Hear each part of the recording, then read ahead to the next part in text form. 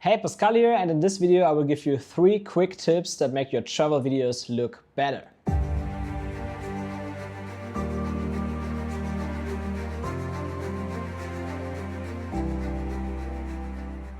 I'm actually planning my trips for next year right now, like where I want to shoot travel videos. So I'm thinking about the countries where to go and so on. So I would like to know from you at first, what countries do you like more for travel videos? Is it more cold countries like Iceland or tropical countries like Bali or Thailand here? Or do you prefer countries or like places like Europe, like the Alps and so on, that are like somewhere in the middle? That would be interesting to know from you. Maybe that helps me a bit more to make my decision and come up with even better travel videos that people like. Yeah, but let's get started with some tips today on how you can make your travel videos look better. I mean, the magic of travel videos always happens in the edit at the end. Of course, you need good footage, you need good framing and nice places, and the shots should be framed nice and so on. But the real magic and the difference, I would say, comes in the edit. And that's, of course, that is transitions. That is also like how you put the shots together and so on.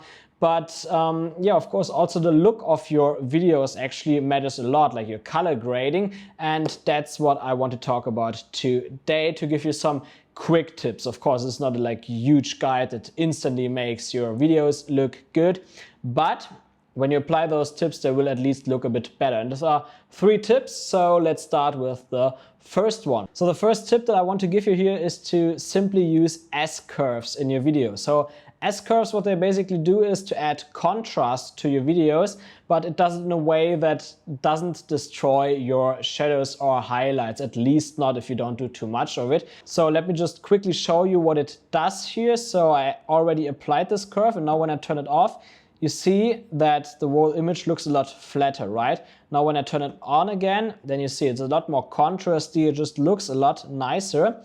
And I did that, like I show you here, by simply applying a very small S-curve, nothing big here. I could probably even make it bigger. Like here, when I drag the shadows a bit more down, it gets darker, but it's already too dark for me. Like this is around perfect. Maybe if you want to have brighter highlights, you could also like lift the highlights up here. Like you see, it's very easy. And just to make that from the beginning, to see how it goes, like you have this straight curve here.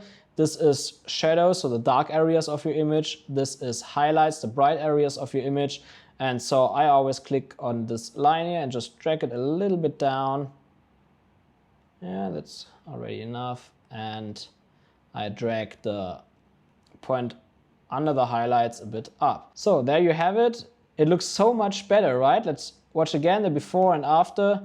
So much better. I just love S-curves. And when you look here in the waveform, like here is the darkest point of the image. It's probably here. It's like, it is actually totally black, but not here. Like I lifted it a little bit. So when I turn it off, you can see that the lowest points nearly, at least nearly, stays where it is. Like when you watch closely, it just moves like a very small amount down. But the other thing here, like the stuff in the middle of the waveform monitor, that stretches, and that means you get more contrast. So that's a nice way here to add contrast without breaking your shadows or anything like that. And the nice thing about S-curves is also that it's not like the overall contrast only in your image, but it also affects, maybe let's say for example, if you have some plants, then you have fine details sometimes where you have shadow and highlight parts like very close to each other.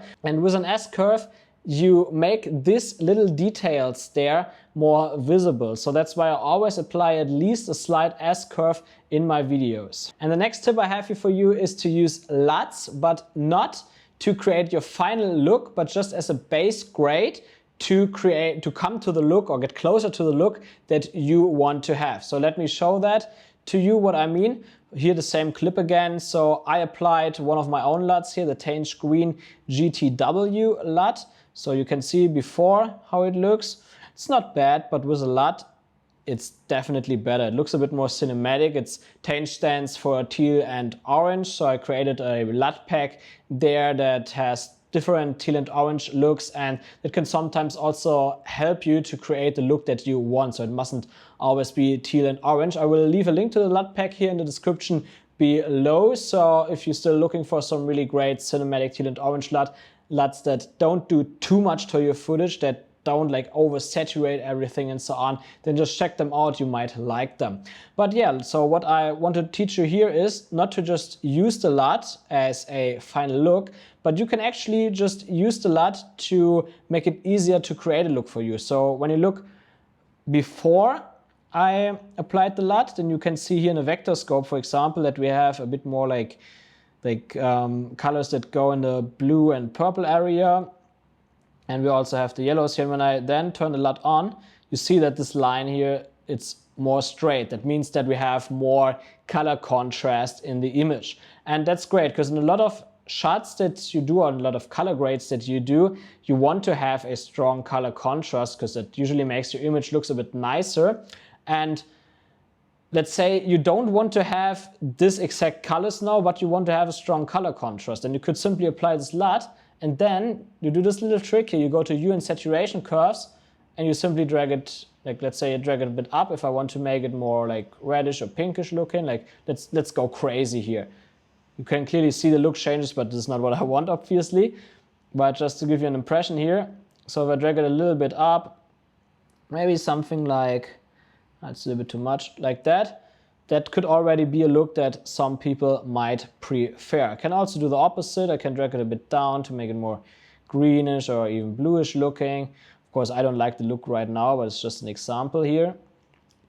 And then what you can also do, you can use this little pipette here to only change a specific part of your image. It's actually quite hard to do in that image now. So let's remove that and go to another image like clip. So this one here, that's a bit easier to do. So I also add my hue and saturation curve, so you can see that I did exactly the same before. Like here's my LUT before and after. And now let's say I don't like the pink here. So I want to get rid of the pink, so I click on the pipette here. And then I just mark the pinkish areas. And now I can drag like it at 3 points, right? So here's a point at around yellow, here is at the edge to blue. And so this is the middle point here. So by dragging it up or down, I can simply change the color of this specific part of my image. And I mean, that's great, right? So you can really change the colors of your image as you want. Of course, you can also do that before you apply a LUT. But then it's sometimes a bit more difficult, because then your colors shift around more in different directions, in different hues. So that makes it more complicated. So what I do actually a lot is to simply apply a teal and orange LUT or so that creates a strong color contrast, and then I push the colors around like I want. So that makes everything easier at the end. And my third tip also has to do with teal and orange, and that is that you should push some blue into the shadows of your videos, because like don't do that for every clip. It doesn't work all the time, but for a lot of clips it actually works. And you also see it in a lot of Hollywood movies. I recently saw a movie, I don't know the name anymore, but it's with this couple that wants to marry, and then they met his family and they play a game, and later they all want to kill him. I forgot the name of it. And there you constantly see that there's so much teal in the shadows, like not actual blue, but teal. And it's a great look. I really enjoyed the look of this movie. I'm just an orange and teal fan. I mean, a lot of people criticize that because Tim Kohler used it too much and blah, blah. But well, it's a beautiful look, and there's a reason why it's used so much. So let's just show you how you can do it here. Like here we actually have a lot of shadows in the image. Like here in the trees, it's pretty shadowy. And we have the horse in the foreground. So there are multiple ways you can do that. For example, I can simply go here to the color wheels. Let me add some other color wheels, because for white balance I already did some like adjustments here. I don't want to break that. So I add some color wheels, and I put the color wheels under my LUT in that case, because the LUT already pushes it into the orange and teal direction. And when I put corrections like that under the LUT, then it directly fits into the color palette of the LUT, because the LUT then changes it later. So let me show you. So what you can simply do is you go to shadows here, and then you drag the slider into the blue direction and a bit down, because you don't want to have it like purple. And there I overdo it a bit now to show it a bit more. So There you can clearly see now I got a lot more blue in the shadows. Let's do before and after. So before it's like that, after it's like that. But you can also see that it also affected my midtones a bit. So that's why I would actually say, let's do the opposite. Let's also push some orange in the highlights to conquer for that. Yeah, bit more, bit more. Maybe not too much. Now you can see before and after. So it looks a bit dreamy right now, I would say, but I actually like that look. So you have a bit more blue in the shadows and the highlights got a bit more orange. Maybe I can also make the midtones a bit more orange. With the horse, not exactly sure how good it works. Yeah, that's quite nice. So now you have a stronger separation from the highlights here and the horse from the background. I also want to show you another method on how you can use it by using curves. So I now add a curve layer and I also put it under my LUT again. And then you have this red, green and blue curve here, right? So I simply want to only affect the shadows. So I make one point here and then I lift the blue in the shadows. So drag that point up a little bit. Now you also see again that I got some nice blue in the shadows here. And now I can also put a bit more red in the highlights. Not too much. It should still look kind of not natural, definitely not, but at least it should look good. And then I could also like affect maybe the midtones a little bit more. What makes the curves quite complicated is that you only have red, green and blue here, like there's no yellow. And this is actually not a problem because you have this vector scope here and it shows you like yellow is around in that area. Actually it says yellow here, YL, and this is the opposite of blue. So that means that when I bring blue down in the midtones, that I automatically add yellow. You see that?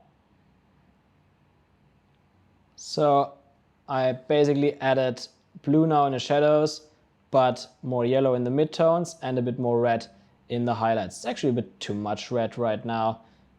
Maybe I could actually add a bit more red in the midtones, or starting from the midtones. Yeah, so it's not the same look as we had before, but a bit similar. Maybe it's a bit too much blue right now in the shadows. Can bring it a bit down.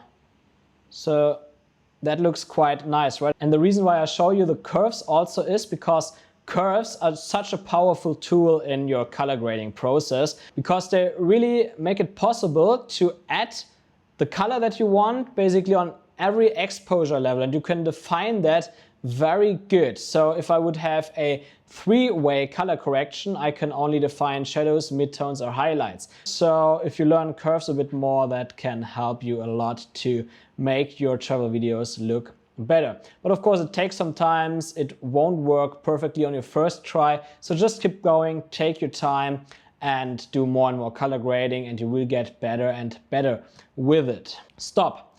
Yes, it's the end of the video, but before you leave, please do me a favor and write in the comments below also what color grading or general video editing tips helped you the most so far. Not just from my channel, but of like basically all the videos that you've seen before, because that can also help me a little bit to come up with new ideas in the future, to see what kind of tips you're interested in and give you more of those. And of course, it takes a lot more than just some quick color grading tips to produce great travel videos. So if you want to learn more, then please hit the subscribe and the bell notifications button right now to don't miss out my other videos. I publish every Sunday, so see you next Sunday.